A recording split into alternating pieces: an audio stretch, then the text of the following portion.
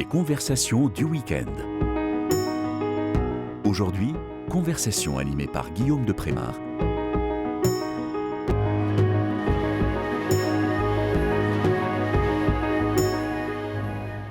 Chers auditeurs de KTO Radio, bonjour. Je suis heureux de vous retrouver pour notre émission Questions Éco, consacrée aux grands enjeux économiques et sociaux, émission diffusée chaque mois dans le cadre des conversations du week-end. Alors le sujet du jour, c'est la France face aux défis de la transition énergétique.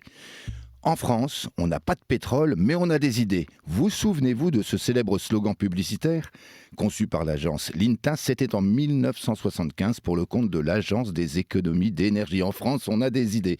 Et à l'époque, le pétrole est roi. On l'appelle l'or noir et c'est l'énergie reine des 30 glorieuses. Et en 1973, patatras, c'est le premier choc pétrolier. La France va devoir trouver des idées pour assurer sa croissance industrielle. Alors, je vais faire un grand saut parce que 50 ans après, nous le savons, le pétrole a perdu de sa superbe. Écologie et développement durable oblige. Et la transition énergétique exige nombre de ressources alternatives. Et la France fait donc face, comme de nombreux pays du monde, à un défi majeur. Alors la France a le nucléaire, une énergie à bas carbone, mais cela ne suffit pas, bien sûr, à couvrir tous ses besoins en énergie. Jadis, il y avait les mines de charbon, mais elles appartiennent au passé. Et la France est bien pauvre en métaux stratégiques nécessaires à la transition énergétique. On va en parler. Alors, la France manque-t-elle aujourd'hui d'idées pour faire face à ce défi? Pour répondre à cette question, j'ai le plaisir de recevoir dans le studio de KTO Radio Max Erwan Gastineau. Bonjour, merci de votre invitation. Bonjour à vous, merci de nous rejoindre. Vous êtes essayiste, vous êtes géopolitologue, diplômé en histoire des relations internationales et vous êtes un enseignant en géopolitique des énergies, ça tombe bien, c'est notre sujet. Vous enseignez en licence 3 de sciences politiques et relations internationales, c'est bien ça? À l'Institut catholique de Paris, tout à fait. À l'Institut catholique de Paris, à la Cato. On salue la Cato.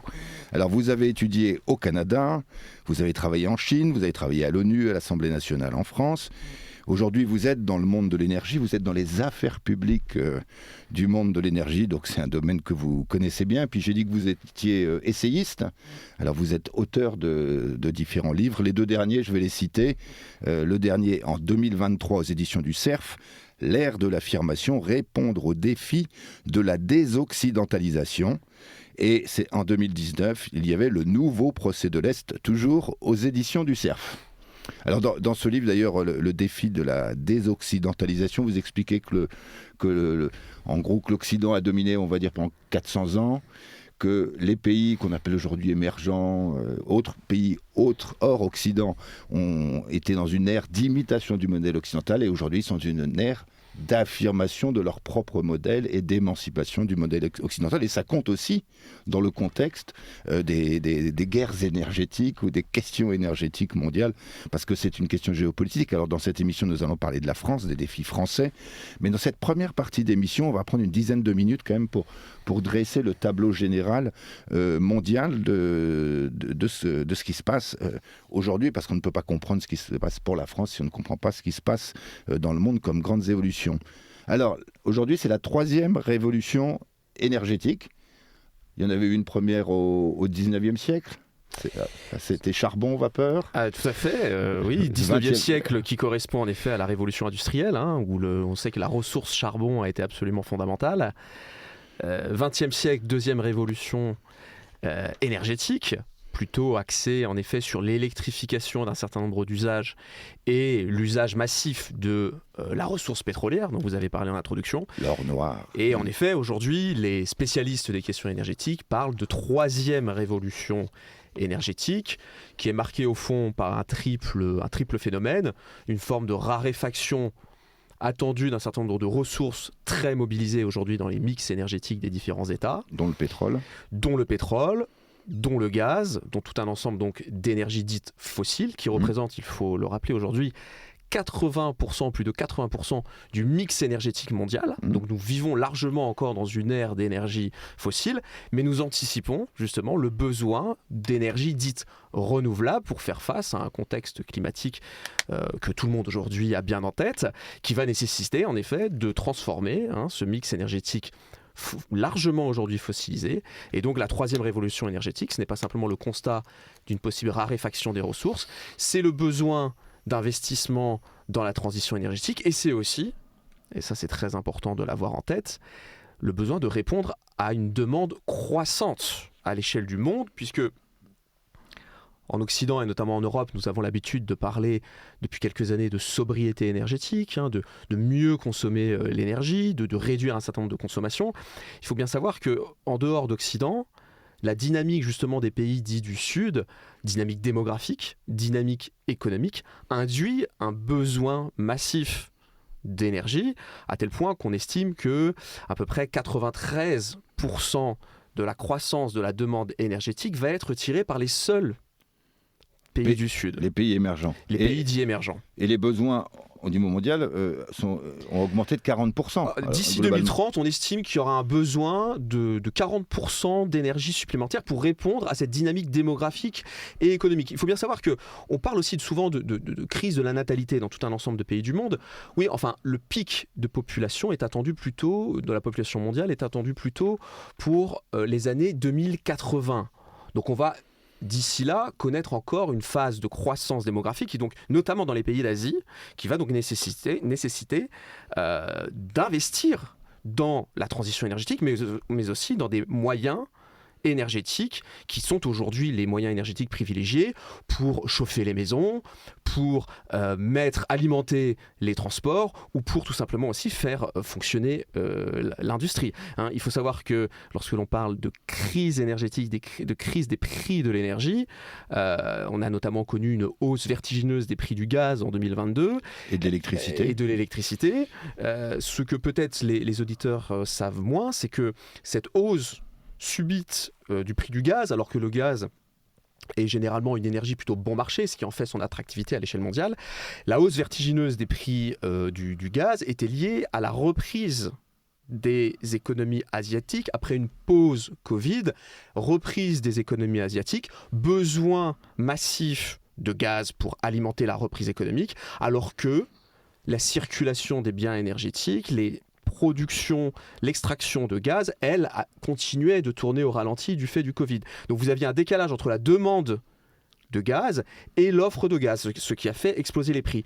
Mais donc c'était lié... Ah oui, donc c'est pas seulement l'Ukraine alors. C'était pas simplement lié à l'Ukraine, c'était d'abord lié à la reprise économique asiatique. Donc même sur le terrain énergétique, sur le terrain du prix de l'énergie, nous assistons à une forme de désoccidentalisation du monde, puisque c'est les pays du Sud, les besoins des pays du Sud, qui tirent largement la croissance mondiale et le besoin d'énergie aujourd'hui. Alors l'énergie, on dit donc 80%, vous dites, c'est les industries fossiles ou d'extraction, comme on dit. 80%, ça énergie paraît... primaire, énergie fossile. Primaire, oui. Ça paraît énorme donc on a besoin de faire baisser de manière forte cette part. On a besoin d'électrifier l'énergie, les véhicules, les transports, etc. Mais tout ça, ça demande des ressources qui elles-mêmes sont en nombre limité. Donc j'imagine qu'il y a une espèce de course aux ressources, une guerre des ressources qui se joue là-dedans.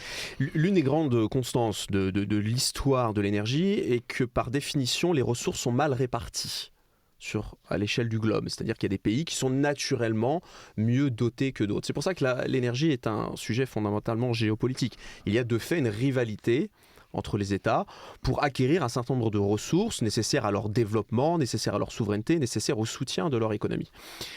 Sur la question de la transition énergétique, au fond, le thème est le même. Les besoins en métaux stratégiques, en terres rares, par exemple, pour fabriquer... Alors, que sont les terres rares? Parce qu'on entend souvent, sont des terres stricto sensu? Non, ce sont des métaux. Ce sont des métaux, c'est ça. C'est-à-dire que vous avez tout un ensemble de métaux dits stratégiques qui se trouvent dans le sous-sol d'un certain nombre de pays. Et les terres rares sont comme le lithium, dont on entend beaucoup parler pour, par exemple, fabriquer les batteries de nos véhicules électriques.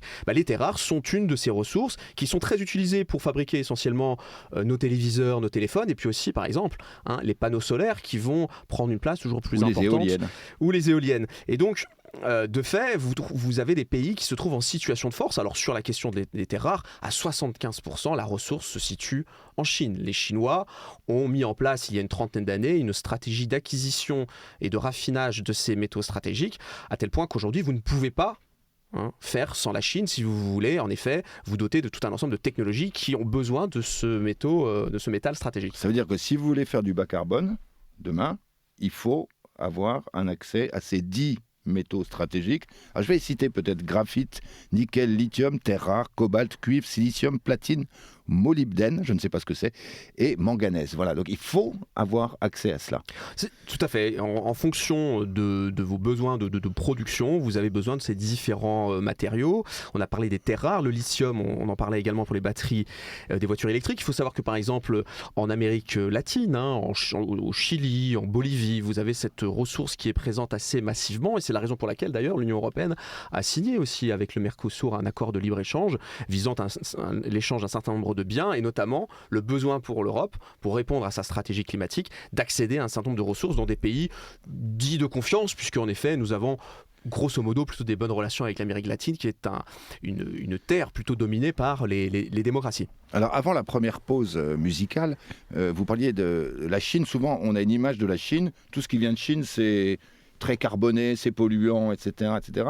Mais vous, j'ai l'impression que vous dites, mais non, la Chine est en pointe sur la question de la transition écologique. La Chine est à la fois un gros pollueur, puisque c'est un pays industriel, c'est un pays qui connaît une croissance démographique, qui a connu une croissance démographique énorme et qui a toujours un besoin donc de nourrir la machine économique d'un pays très, très peuplé. Ceci dit, les Chinois ont mis en place en effet une stratégie visant l'essor de technologies bas carbone, à tel point que la Chine est aujourd'hui très en avance et elle s'est dotée d'une feuille de route de décarbonation totale de son économie à horizon 2060, acceptant même de signer les accords de Paris pour atteindre la neutralité carbone à la moitié du siècle dans lequel nous vivons. Vous venez de tordre le cou quand même à un lieu commun d'ailleurs sur la Chine. Et alors, on va atteindre maintenant la fin de cette première partie. Donc on va faire une pause musicale. Et c'est vous qui avez choisi la programmation, Max Erwan Gastineau. Terje Ribdal, je ne sais pas si je le prononce bien, peut-être norvégien, c'est ça ? Oui, c'est plutôt un nom nordique, on va dire. Un nom nordique, Last Night. Alors c'est quoi? C'est du jazz électro? Un peu du jazz électro, et pour être un peu plus précis, ça fait partie notamment de la bande-son du film Heat, qui est sorti en 1995 de Malcolm Mann, qui est un grand film d'action avec Al Pacino et Robert De Niro que je recommande vivement. Et donc on écoute Last Night.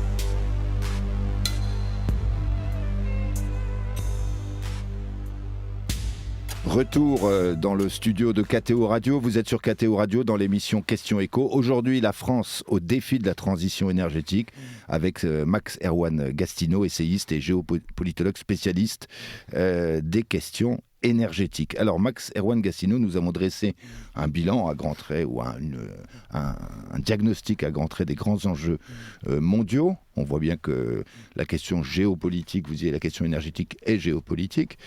On va rentrer dans le vif du sujet concernant la France elle-même. Je disais en introduction qu'on n'avait pas grand-chose dans nos sous-sols, etc. Bon, j'aimerais bien savoir ce dont on dispose déjà, que ce soit sur le territoire métropolitain ou outre-mer. Alors, la France, à l'image de de tout un ensemble en effet de pays européens, ne dispose quasiment pas de ressources propres en ce qui concerne les énergies fossiles. Gaz, pétrole, charbon, on en a parlé, mais disons que les dernières mines ont été en effet fermées. Et les quantités dont nous disposions, il y avait un petit peu de pétrole en Seine-et-Marne, il y a encore un petit peu de gaz dans le sud-ouest français, ne sont pas évidemment suffisantes pour répondre à la demande énergétique. C'est la raison pour laquelle l'Europe est fondamentalement dépendante. La France, plus particulièrement, et qu'elle a mis en place, au fond, une double stratégie.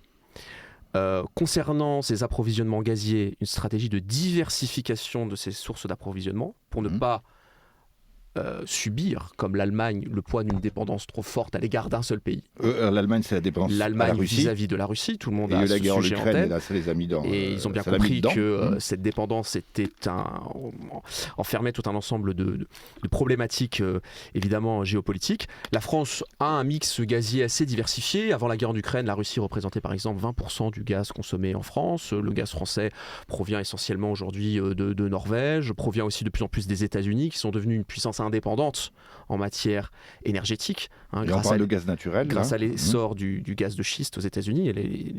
Gaz de schiste inclus. Le gaz de schiste américain, donc le gaz naturel américain, mais qui est issu de l'extraction du gaz de schiste, fait que les États-Unis sont aujourd'hui la première puissance exportatrice de gaz. Il faut savoir que les États-Unis ne disposaient pas de cette ressource il y a encore 15 ou 20 ans.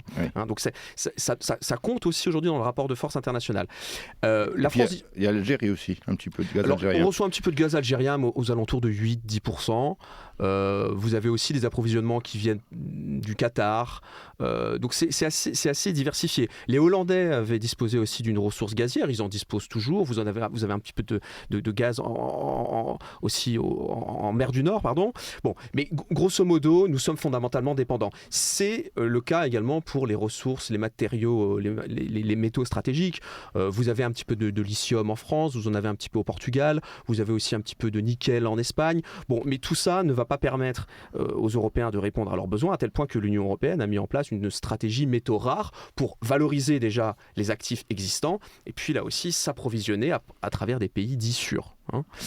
Donc la question centrale, c'est celle de l'approvisionnement. La question, c'est celle de l'approvisionnement. Et du prix aussi. Et du prix. Alors, j'ai dit que la France avait eu une double stratégie, approvisionnement diversifié concernant le gaz, et puis concernant l'électricité, en effet, le choix historique du nucléaire qui nous a permis, en effet, en termes d'électricité, de bénéficier d'une électricité bas carbone, bon marché, et nationale, à ceci près que l'uranium lui-même n'est pas disponible dans notre sol. Oui, il faut enrichir l'uranium que nous n'avons pas dans notre sol. Et donc, y compris dans le domaine du nucléaire, nous sommes quand même dépendants d'un certain nombre de pays. Nous étions notamment assez fortement dans le mix d'approvisionnement de l'uranium français. Le Niger était un poids lourd. La remise en question, là encore une fois, de notre lien avec ce pays d'Afrique francophone pose un certain nombre de questions, à tel point que nous nous tournons aujourd'hui, par exemple, davantage vers le Kazakhstan, mais qui est un pays aussi proche de la Russie, qui donc là aussi pose un certain nombre de questions sur la pérennité de cette source d'approvisionnement. Le jour où le Kazakhstan sera peut-être mis davantage sous pression par une Russie qui, on le sait aujourd'hui, a plutôt la France dans le viseur, pour des raisons que nous comprenons bien par rapport au théâtre ukrainien. Et ce choix nucléaire, il paraît assez pertinent, parce que ça nous permet quand même d'avoir 96% d'électricité, on va dire propre, c'est-à-dire bas carbone, et le nucléaire représente 69% de notre mix énergétique. Électricité devant l'énergie hydraulique et les éoliennes et solaires. C'est un point important à rappeler, parce qu'on n'a pas conscience, je pense, de la part de l'électricité dans le mix énergétique français d'aujourd'hui. L'électricité aujourd'hui ne représente qu'environ 20% de notre consommation énergétique. Et à l'intérieur de ces 20%, le nucléaire est dominant. Le gaz représente à peu près lui aussi une vingtaine de pourcents, le reste étant représenté par la ressource pétrolière que nous utilisons massivement pour le transport, bien évidemment. Oui. Et donc, voitures, camions, etc. Voilà. Et donc, si nous voulons, et c'est l'objectif, réussir notre transition énergétique, passer d'un modèle fossile à un modèle vert, pour le dire simplement, à horizon 2050, c'est la feuille de route que nous nous sommes fixés avec nos partenaires européens, eh bien, nous allons devoir passer d'un mix largement aussi fossile à un mix qui va s'électrifier davantage, mais qui ne pourra pas, rien qu'avec la seule électricité, combler 100% des besoins de consommation. C'est ça qu'il faut avoir en tête.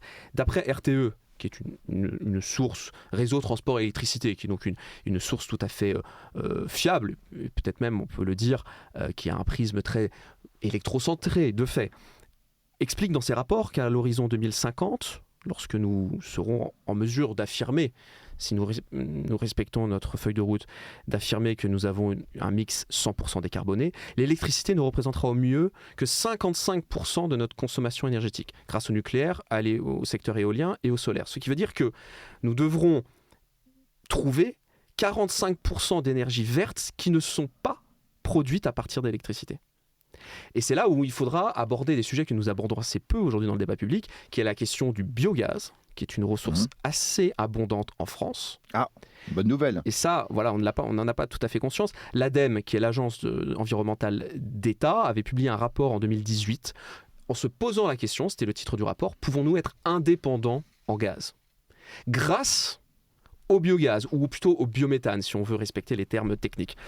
Et alors, le biométhane, c'est... Et donc, le biométhane, d'après ce rapport, grâce au biométhane, nous pourrions convertir 100% du gaz que nous importons en un gaz français et vert. Et le biométhane, il est produit essentiellement aujourd'hui, exclusivement aujourd'hui, à partir d'une technologie qu'on appelle la méthanisation, qui a pris vraiment son essor dans les territoires ruraux, qui permet de laisser fermenter tout un ensemble de déchets agricoles, qui laisse échapper un gaz qui est ensuite épuré et injecté dans le réseau de gaz en substitut du gaz fossile que nous importons. La France envisage d'avoir à peu près 20% de biogaz issu de méthanisation dans son réseau de gaz. Donc c'est de la méthanisation agricole. C'est essentiellement de la méthanisation agricole. Va s'ajouter à la méthanisation agricole la valorisation des déchets des collectivités locales, des cantines scolaires par exemple, qui aujourd'hui alimentent aussi les méthaniseurs. Donc nous laissons fermenter ces déchets naturels et puis ça laisse échapper un gaz que nous épurons et que nous injectons dans le réseau de gaz. Il va y avoir aussi tout un ensemble de valorisation énergétique de déchets secs, les tables. Les tables que nous n'utilisons plus aujourd'hui, demain, il y a une technologie qui va émerger qui s'appelle la pyrogazéification. C'est des termes un petit peu d'ingénieurs, mais qui vont demain faire partie du paysage énergétique à partir de technologies produites en Europe, produites en France, qui doivent nous permettre là aussi de disposer d'un gaz vert et local. Oui, alors donc, pour résumer, ça fait qu'on doit poursuivre le nucléaire, parce qu'il y a eu pas mal d'atermoiements sur la question nucléaire. À un moment, on ne savait plus quelle était la stratégie sur le nucléaire de la France et développer le biogaz, donc ce qui est prometteur. Alors, sur le nucléaire, est-ce qu'on a rétabli un petit peu les choses ? Parce qu'il y a un moment où on a eu un doute, quoi. On a fermé Fessenheim, enfin, il y a eu toute une affaire qui nous a fait douter de la stratégie française. Tout à fait. Il y a eu une remise en question de l'atout stratégique que représentait le nucléaire en France. Une collègue ingénieure spécialisée dans le nucléaire me disait que nous avons perdu 30 ans de compétences du fait d'atermoiements, d'un défaut d'anticipation que nous pourrions aussi analyser sur des secteurs non énergétiques. C'est un petit peu un mal français. Depuis 30 ou 40 ans, nous avons mal anticipé tout un ensemble d'évolutions et de nécessités stratégiques. Donc nous en revenons. Et en effet, la fermeture de Fessenheim a illustré ce court-termisme politicien, puisque rappelons que la fermeture de Fessenheim n'a répondu qu'à un accord électoral passé entre François Hollande et les écologistes, que Emmanuel Macron a poursuivi. Il n'y avait pas de motivation technique. Il n'y avait pas de motivation technique et il y avait aussi la volonté de satisfaire l'Allemagne, puisque la centrale de Fessenheim se trouve à sa frontière. Les Allemands, pour des raisons historiques et culturelles, sont tout à fait hostiles à la filière nucléaire, doublement hostiles depuis la crise l'accident nucléaire de Fukushima au Japon, qui a justifié aux yeux d'Angela Merkel de fermer les dernières centrales nucléaires allemandes. Résultat, ils font du charbon à fond. Résultat, évidemment, il a fallu compenser, parce que ce que vos auditeurs ont sans doute beaucoup entendu ces derniers mois, c'est que les énergies renouvelables comme l'électricité verte produite par éolienne ou par nos panneaux solaires sont des énergies intermittentes qui dépendent beaucoup évidemment du vent et du soleil. Or, le nucléaire comme le gaz sont elles des énergies pilotables, donc que vous pouvez ajuster en toute saison, qui ne sont pas dépendantes de la météo, pour le dire simplement. Donc les Allemands, en effet, lorsqu'ils ont réduit la voilure nucléaire, ont dû se tourner vers d'autres énergies pilotables, en l'occurrence surtout l'énergie gazière. Il y a eu un surcroît d'investissement et d'importation de la ressource gazière en Allemagne suite à la catastrophe de Fukushima, et c'est d'ailleurs suite à cette catastrophe que les Allemands ont décidé de construire un deuxième gazoduc les reliant à la Russie. D'accord. Le fameux gazoduc. Voilà. Et donc la France, croyant au projet européen et croyant à la nécessité pour construire ce projet de se lier toujours davantage à l'Allemagne, a accéder à la demande allemande qui consistait donc à fermer aussi la centrale de Fessenheim. Il y a eu un accord électoral. C'était le deuxième motif. Et il y a eu un motif aussi au nom du couple franco-allemand, pour le dire simplement. Donc nous en revenons, après plusieurs atermoiements, nous avons désormais en effet une feuille de route qui vise largement à nous appuyer sur l'existant et à construire de nouveaux réacteurs, sans doute plus petits, pour accélérer l'électrification de nos usages dans l'industrie, dans la mobilité, les transports et dans le logement. Et alors le biogaz, donc là ça nécessite, j'imagine, des investissements énormes. On dit que la France n'a plus d'argent. Est-ce que nous avons les moyens économiques, financiers, de mener tous ces investissements pour cette ressource que vous dites prometteuse pour notre pays? Alors, c'est en effet une très grande question. Il n'y a pas d'énergie sans investissement public. Pour déclencher les projets d'infrastructure qui permettent d'extraire la ressource, de la cheminer, il faut des réseaux, il faut les entretenir, donc il faut que l'État mette la main au porte-monnaie.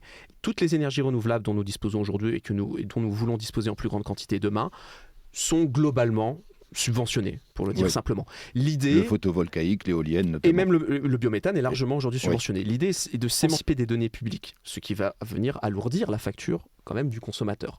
Maintenant, il faut aussi mettre les choses en perspective. La facture va s'alourdir, par exemple, en matière de gaz. Vous avez une petite composante de votre facture qui aujourd'hui sert au financement de la transition gazière. Mais ça bénéficie à des sociétés, des agriculteurs français. Ça crée de l'activité et de l'emploi en France, qui est source donc d'activité économique, de réduction de notre déficit commercial et de rentrée fiscale pour l'État. Donc il ne faut pas simplement s'arrêter à la question de la facture, même si elle pèse lourd dans le pouvoir d'achat des ménages. Il faut voir le sujet dans sa globalité. Au nom de la transition énergétique, nous pouvons aussi réaccélérer en matière de réindustrialisation et de souveraineté, et donc in fine, en termes aussi de richesse nationale. D'ailleurs, le biogaz, si je comprends bien, c'est la seule option qui pourrait nous permettre d'avoir une souveraineté énergétique que nous n'avons pas aujourd'hui. En matière d'électricité, nous avons quand même une assez forte souveraineté, même si on a parlé de l'uranium, il faut bien sûr sécuriser nos approvisionnements en uranium. En matière de gaz, la seule alternative pour être souverain en gaz, et le gaz représentera quand même à l'horizon 2050, d'après tous les rapports, encore une part non négligeable de notre mix énergétique, eh bien oui, il faut, je pense, là aussi miser sur cette ressource. Voilà, donc il faut des moyens financiers, des investissements importants pour les entreprises, par exemple. Des investissements verts, c'est-à-dire de décarbonation des process industriels, c'est une facture énorme pour les entreprises. Quand les entreprises vont bien, eh bien, elles sont ravies, elles mettent les budgets et ça se passe bien. Et quand il y a des difficultés comme aujourd'hui, par exemple quand les prix du gaz se sont envolés, qu'on ne peut pas répercuter sur la facture finale au client, sinon les marchés s'effondrent, etc. Aujourd'hui, j'ai l'impression qu'elles tire un peu la langue sur la question des investissements vers nos entreprises.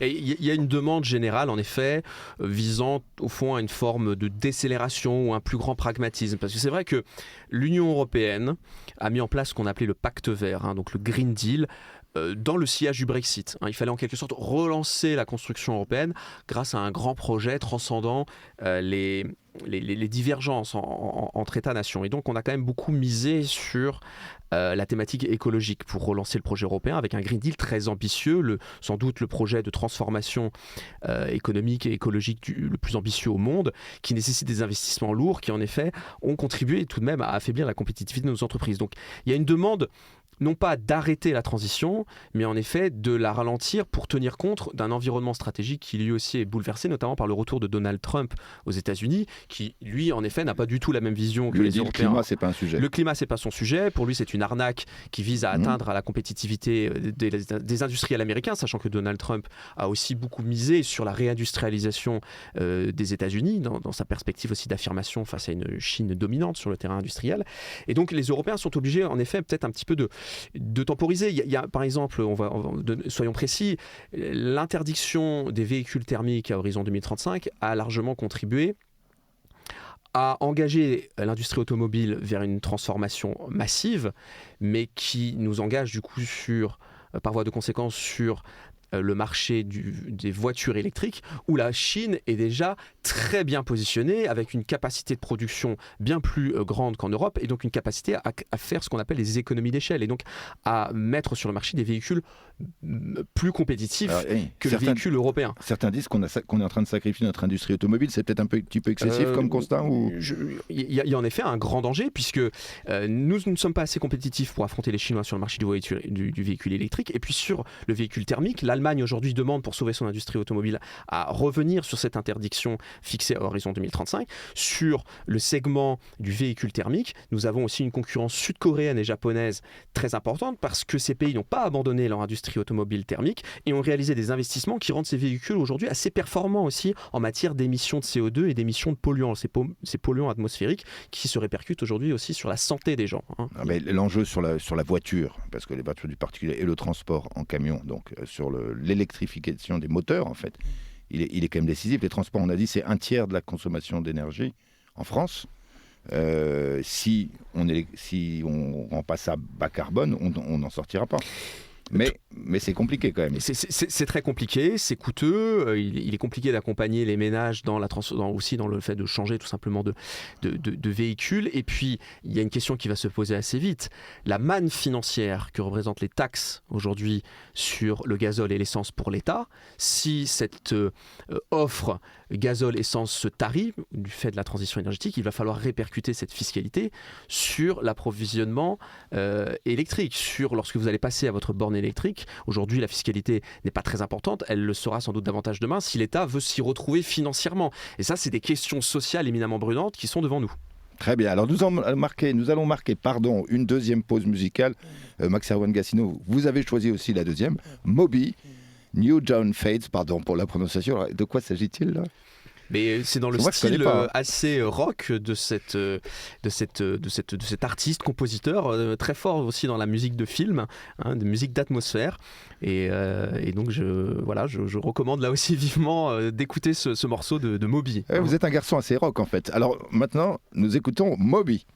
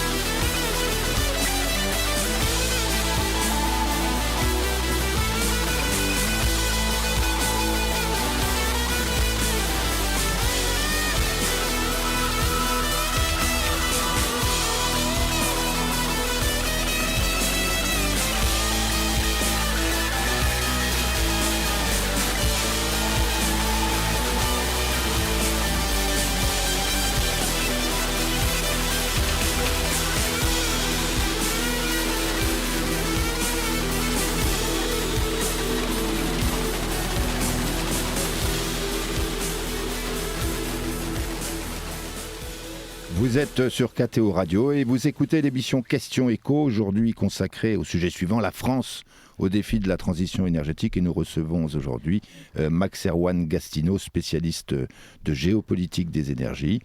Alors nous parlions, juste avant d'écouter Moby, de la stratégie française donc, sur le plan énergétique.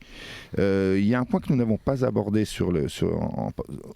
à propos des énergies renouvelables, c'est la question de l'éolien, l'énergie éolienne, donc le vent. Avant, on avait des moulins avant. Le photovoltaïque, le solaire, a plutôt bonne presse, et l'éolien n'a pas bonne presse. Or, j'ai vu quand même que l'éolien, ça représentait 12% des énergies renouvelables en France. Mais pourquoi l'éolien n'a pas bonne presse ? L'une des erreurs qui a été faite, à mon avis, sur la question du développement de l'éolien est que nous nous sommes quand même concentrés sur un certain nombre de territoires considérés aujourd'hui comme saturés. Vous avez par exemple le département de la Somme, où vous avez un paysage relativement saturé sur une plaine, sur des côtes qui étaient auparavant largement préservées. Et maintenant en mer, au large de Mers-les-Bains par exemple. Et dans la du Somme. fait qu'un certain nombre de territoires ont été saturés d'éoliennes, engendrant tout un ensemble de réactions en effet sociales tout à fait compréhensibles pour des questions aussi tout simplement de qualité du paysage, du cadre de vie. Désormais, l'État accélère sur l'éolien dit offshore, considérant qu'en effet, nous sommes allés... Ça, c'est en mer alors ? C'est-à-dire en mer. Et donc, c'est en effet tout un ensemble aujourd'hui de projets situés à quelques kilomètres des côtes que vous pouvez aussi apercevoir. Lorsque vous vous situez par exemple chez moi dans le Morbihan, près du pays de l'Orient, eh bien, vous avez aujourd'hui une ligne d'éoliennes offshore qui doivent être déployées au large de Groix et entre Groix et Belle-Île. Et donc, on a une ligne d'horizon qui commence à se dessiner avec ces hélices qui sont en effet contestées à la fois pour des questions, je dirais presque de qualité du cadre de vie, mais aussi parce qu'elles sont désormais réputées pour leur intermittence. Et donc les gens s'interrogent. Tous ces investissements pour des énergies intermittentes qui, de fait, occasionnent tout un ensemble aussi de risques de blackout. Nous avons été concernés, et tout un ensemble de pays. Je prends par exemple l'exemple... Le blackout, c'est la rupture d'alimentation. Le blackout, c'est la rupture d'approvisionnement énergétique, et donc vous vous retrouvez sans courant du jour au lendemain. Ça s'est produit, par exemple, récemment en Californie. Forte chaleur. Tous les Américains, tous les Californiens déclenchent leur climatiseur, et du fait que le mix électrique californien était largement composé de panneaux solaires et d'éoliens, eh bien, il y a eu à un moment donné une trop grande demande par rapport à la production momentanée. Et donc c'est cet équilibre offre-demande qui est fragilisé par la pénétration d'énergies intermittentes lorsque celles-ci ne sont pas compensées par des énergies dites pilotables, nucléaire, gaz notamment. Donc c'est pour tout un ensemble de raisons que les éoliennes en effet ont été fortement contestées. Alors globalement, on a aussi une thématique qu'on appelle dans le jargon l'acceptabilité sociale, c'est-à-dire qu'est-ce qui fait que, au fond, les gens qui vivent à proximité de ces moyens de production vont se sentir partie prenante d'un projet qui peut avoir de l'intérêt, y compris pour leur cadre de vie. Et là, je crois qu'il y a beaucoup d'efforts à faire d'un point de vue fiscal pour que les résidents puissent bénéficier de l'énergie qui se déploie à proximité de leur maison, et pour que aussi les Français comprennent les emplois, la souveraineté que le développement des énergies renouvelables permet de renforcer.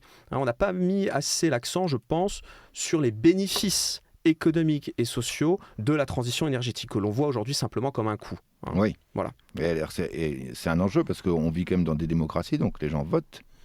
Et s'ils prennent en grippe des moyens de production d'énergie, on va dire verte, on est mal parti, si je puis dire. Donc c'est un enjeu décisif, en fait. C'est un enjeu tout à fait décisif. En France et ailleurs. Je vous prends un exemple qui me semble un exemple de réussite de l'insertion du développement d'énergie renouvelable en lien avec les intérêts du territoire.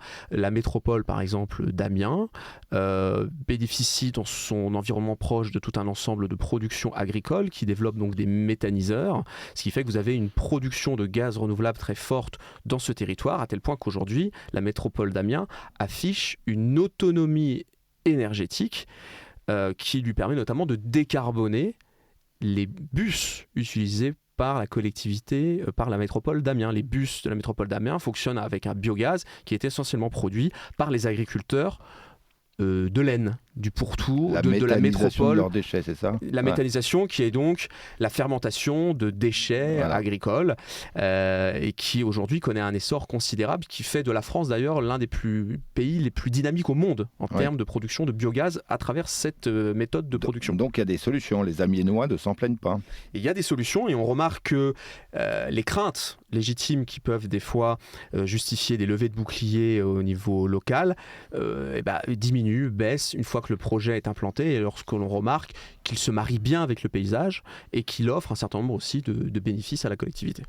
Alors, nous parlons de la France et de ses défis et de sa stratégie énergétique. Donc, on y voit plus clair aujourd'hui sur sa stratégie et sur ce qui est envisageable pour elle dans les décennies qui viennent. Et une bonne nouvelle, c'est que vous nous dites, en fait, on n'est pas foutu de ce point de vue-là. On a beaucoup de possibilités, notamment avec le biogaz.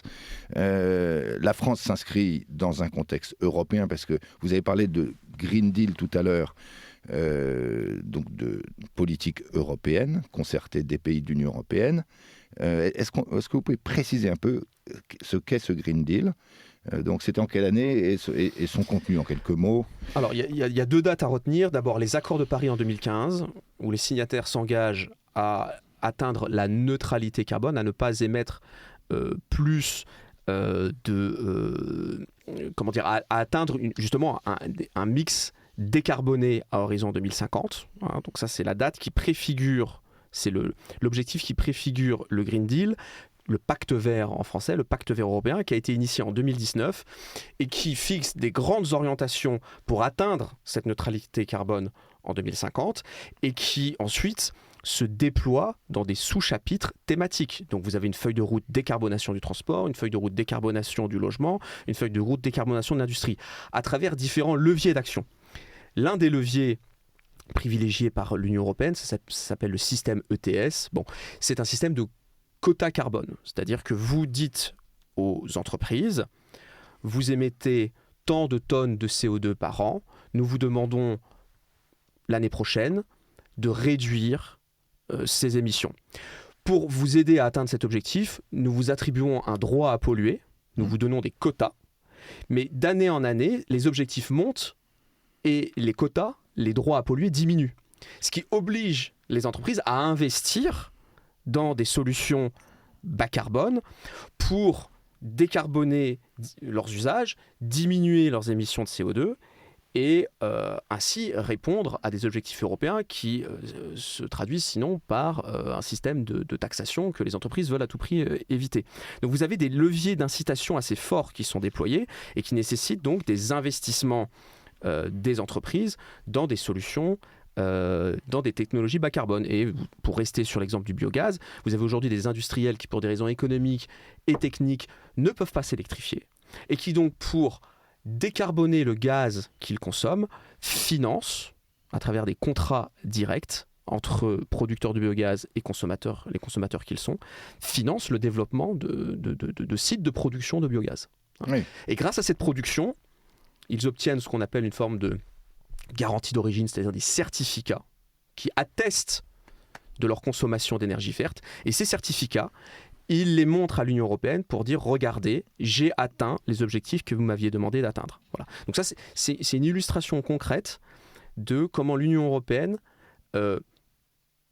incite fortement, voire force les entreprises européennes à atteindre des objectifs toujours plus ambitieux en matière climatique.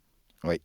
Oui, et moi j'avais cru observer que beaucoup d'entreprises ont assez bien accepté, notamment dans l'industrie, donc la décarbonation du process. Et aujourd'hui, on manque de trésorerie, en fait, de capitaux pour, dans des situations de crise. Oui. Et là, il n'y a pas d'aide pour ça? Mais alors, il y a des aides. Il y a aussi un moyen de revendre les quotas carbone dont vous bénéficiez. Et que vous n'avez pas... si vous êtes en dessous de votre objectif, vous revendez. Si vous êtes en dessous de votre objectif, vous n'avez pas d'autre choix que d'investir. hein. Mais lorsque vous avez investi massivement et que vous avez dépassé vos objectifs, vous pouvez les revendre. Donc il y a un marché carbone qui se met en place, qui permet à certaines entreprises aussi de s'y retrouver. Bon, mais s'il y a eu une question en effet du coût de la transition énergétique qui s'est posée aux entreprises, ça a aussi engendré la volonté des industriels, notamment français, d'appeler le gouvernement à miser de nouveau sur l'industrie nucléaire. S'il y a eu un retour vers le nucléaire, c'est parce qu'il y a eu aussi un lobby des industriels très fort pour se tourner vers cette énergie, ce qui a engendré pour la France la nécessité de trouver de nouveaux alliés en Europe. Parce qu'à l'intérieur même du Green Deal européen, vous avez des rapports de force entre États. Oui, les intérêts ne sont pas toujours... Les intérêts ne sont pas les mêmes. Et vous avez notamment des pays comme l'Allemagne et la Norvège qui se coalisent, et l'Espagne qui se coalisent contre la qualification du nucléaire dans la transition énergétique européenne. Ça ne nous arrange pas, ça. Le nucléaire ne pouvait pas, jusqu'à une date récente, bénéficier des fonds verts prévus par l'Union européenne pour la transition énergétique. La France a réussi in extremis à qualifier sous certaines conditions le nucléaire, l'électricité dite bas carbone, produite à partir du nucléaire, en trouvant de nouveaux alliés, en s'émancipant de cette relation asymétrique qu'elle a avec l'Allemagne depuis un certain nombre d'années, en trouvant notamment des alliés à l'Est. La Pologne, la Slovaquie, la Hongrie, tous les pays d'Europe centrale et orientale se sont coalisés dans une alliance que l'on a appelée l'Alliance du nucléaire. Mais là, c'était purement politique, ou il me semble, parce que ne pas qualifier dans les énergies bas carbone l'électricité d'origine nucléaire, ça paraît ahurissant. D'un point de vue scientifique, ça ne tient pas la route. Donc nous avons en effet eu un jeu de rapports de force politiques. L'Allemagne a souhaité disqualifier l'industrie nucléaire parce qu'elle ne souhaite pas en bénéficier puisque sa population y est tout à fait réticente, et puis ça représentait un atout stratégique pour le concurrent français qu'il s'agissait là aussi d'affaiblir. Donc même au sein de l'Union européenne, tout le monde n'est pas tout à fait solidaire, même sur le terrain de la transition énergétique. Donc le couple franco-allemand, c'est je t'aime moi non plus, un peu dans tous les domaines, parce que c'est compliqué, quoi. C'est un bras de fer, en fait. Le couple franco-allemand est un slogan que les Français aiment brandir, mais qui n'existe pas en Allemagne. Je pense qu'il faut toujours le rappeler. Le terme de couple franco-allemand n'a pas son équivalent en langue germanique. Il ne parle pas de couple franco-allemand. On parle de partenariat, mais le terme, vous voyez, est plus modéré. Je vois que désormais on parle côté de l'Élysée de réflexe franco-allemand. Donc on reste quand même dans l'idée d'une indéfectible amitié franco-allemande, moteur de la construction européenne, qui s'est faite bien souvent au détriment de la France, comme sur le terrain nucléaire. Et donc la France a eu raison de s'émanciper de sa relation asymétrique avec l'Allemagne. Et je remarque également que Bruno Le Maire, lorsqu'il était encore ministre de l'économie, a eu cette phrase « L'Union européenne doit fixer des grands objectifs, mais ne doit pas dire aux États comment les atteindre. Il faut laisser davantage de souplesse, de marge de manœuvre aux États pour, en fonction de leurs propres ressources, en fonction de l'opinion aussi de leur propre population, soutenir telle ou telle autre énergie. » Il est clair qu'en France, aujourd'hui, l'énergie nucléaire fait quand même globalement consensus. Oui. Ce ne serait pas le cas si nous lancions un débat sur le nucléaire en Allemagne. Voilà. Donc il faut respecter aussi les différences nationales, l'essentiel étant d'arriver à cette neutralité carbone à horizon 2050. Et est-ce que nous allons parvenir à avoir cette souplesse supplémentaire dont ont besoin les pays, l'Union européenne, pour adapter en quelque sorte les objectifs à leur spécificité, qu'elles soient financières, techniques ou culturelles?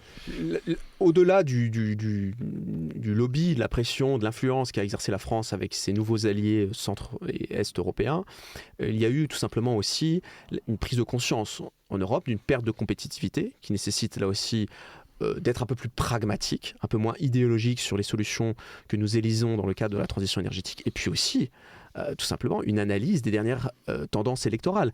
Les dernières élections européennes ont traduit un mécontentement des électeurs qui ont largement voté en faveur de partis dits populistes qui, eux, contestaient justement ces grands choix énergétiques.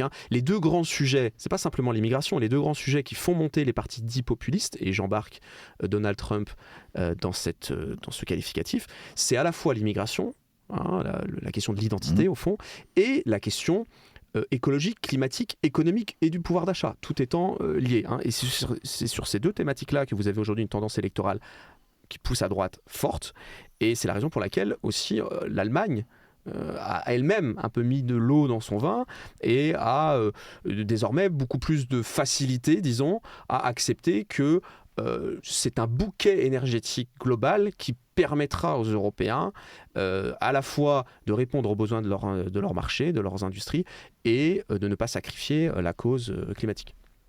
Et sur le plan géopolitique, la France, vous dites, on parlait de sa relation avec le Niger ou avec un certain nombre de pays d'Afrique qui ont des relations maintenant beaucoup plus difficiles, donc des problèmes d'approvisionnement en métaux stratégiques.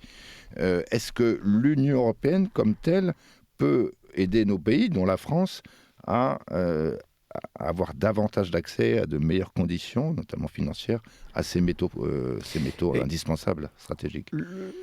On parlait rapidement en introduction du Mercosur, dont il est souvent question pour il a été très contesté. Parler des questions notamment agricoles, avec des craintes, en effet, de voir tout un ensemble de produits qui ne respectent pas nos normes phytosanitaires être importés en Europe et créant ainsi une distorsion de concurrence avec la production européenne. Mais derrière le Mercosur, il y avait la volonté de l'Union européenne de se lier à des États d'Amérique du Sud, notamment le Chili, la Bolivie, qui sont producteurs de métaux stratégiques comme le lithium, par exemple. Donc il y a un lien entre la volonté, l'ambition verte européenne et ce traité de libre-échange qui doit permettre de répondre à la volonté d'électrifier la mobilité et donc de bénéficier de sites de production de batteries électriques en Europe qui ont besoin de lithium, ressources dont nous disposons assez peu et ce qui nécessite de s'ouvrir à de nouveaux marchés et notamment au marché sud-américain. Donc l'Union européenne participe de cette volonté de sécuriser les approvisionnements des pays européens à travers notamment des accords de libre-échange comme l'accord du Mercosur. Donc de ce point de vue, le Mercosur apportait quelque chose à la France. Du point de vue de l'approvisionnement en métaux stratégiques, c'est indéniable que le Mercosur l'accord avec le Mercosur représente un certain nombre d'intérêts. J'imagine qu'un accord de libre-échange, on va être gagnant sur certains points, perdant sur d'autres. C'est toujours comme ça. Donc c'est quoi ça? Finalement, ce sont des arbitrages qui sont faits. Et il y a des mécontents parce que ceux qui perdent quelque chose.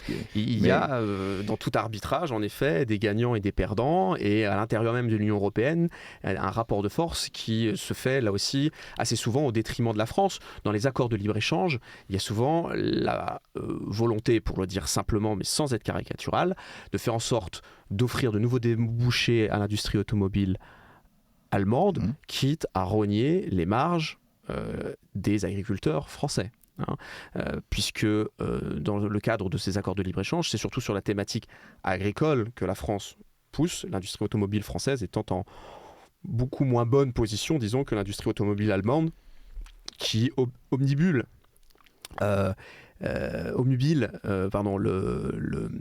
les gouvernements successifs allemands. Oui, c'est-à-dire que nous, on veut jouer sur nos atouts. Parce qu'on a des terres qui sont très fertiles, on a une très bonne agriculture. Et l'agriculture, c'est aussi une occasion de méthanisation, si j'ai bien compris la leçon. Oui, donc le biogaz. Le modèle français vise d'abord à préserver l'agriculture comme manière d'assurer notre approvisionnement, notre sécurité alimentaire.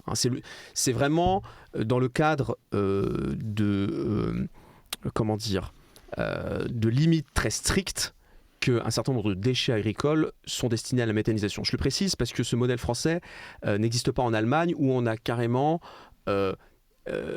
envisagé des productions alimentaires pour alimenter justement des méthaniseurs. Donc il ne faut pas que les agriculteurs se transforment en énergéticiens. Je pense que ça, c'est une position importante. L'Union européenne est d'ailleurs maintenant tout à fait alignée sur cette position qui incarne bien la doctrine française. Voilà. Très bien, merci beaucoup Max Erwan Gastineau. Nous savons que la France a les moyens de jouer son rôle et de trouver des solutions dans le cadre de cette transition énergétique.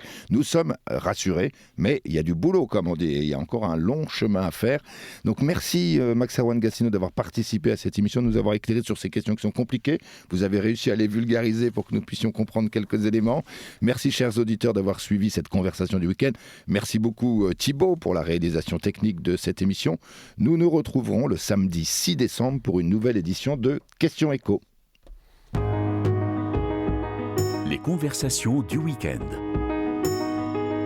Aujourd'hui, conversation animée par Guillaume de Prémard.